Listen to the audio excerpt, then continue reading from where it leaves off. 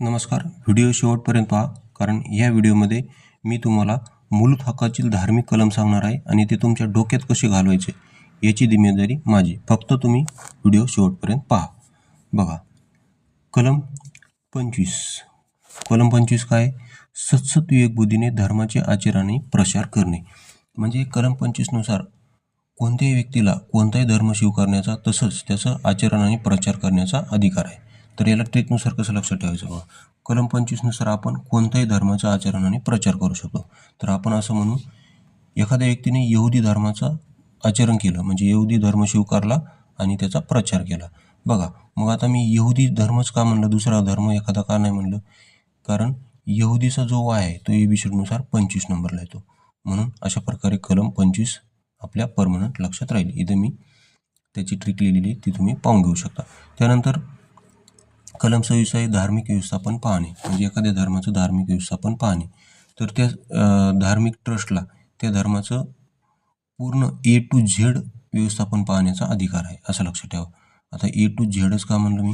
कारण Z हा एबीसीनुसार 26 नंबरला येतो. मग कलम 26 आपल्याला अशा प्रकारे लक्षात ठेवता येईल. त्यानंतर कलम 27 बघा, धर्मासाठी कर न देण्याचे स्वातंत्र्य. म्हणजे त्याला कसं लक्षात ठेवा मग? धर्मासाठी कर न देणे स्वातंत्र्य म्हणजे असं लक्षात ठेवा की धर्मासाठी GST न देण्याचे स्वातंत्र्य म्हणा. GST, कारण GST आहे कर आहे. मग आता GSTच का म्हणलं मी? कारण GST मध्ये G हा 7 नंबरला येतो एबीसीनुसार आणि कलम 27 मध्ये शेवटी काय आहे? 7 आहे. अशा प्रकारे तुम्ही लक्षात ठेवा. त्यानंतर कलम 28 आहे शैक्षणिक संस्थात धार्मिक शिक्षण देण्याचे स्वातंत्र्य. तर याला कसं लक्षात ठेवायचं? शैक्षणिक संस्थात हिंदू धर्माचं शिक्षण देण्याचे स्वातंत्र्य. आता हिंदू धर्मच का म्हणलं मी? कारण हिंदू धर्माचा जो एच आहे तो एबीसीनुसार 8 नंबरला येतो आणि कलम 28 मध्ये शेवटी 8 आहे. त्यामुळे ते तसं लक्षात ठेवा. त्यानंतर शेवटचे 2 कलम बघा, 29 आणि 30 हे दोन्ही कलम अल्पसंख्याकांशी संबंधित आहेत.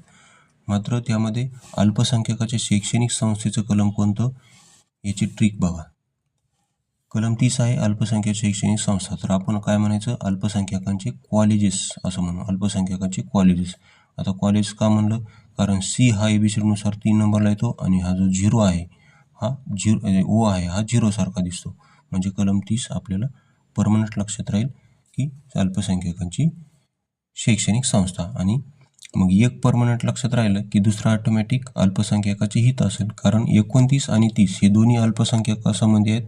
मात्र शैक्षणिक संस्था कोणत्या कलमात आहेत याचं कन्फ्युजन आता तुम्हाला होणार नाही. व्हिडिओ आवडला असेल तर चॅनल सबस्क्राईब करा, मित्रांना शेअर करा. व्हिडिओ पाहिल्याबद्दल धन्यवाद.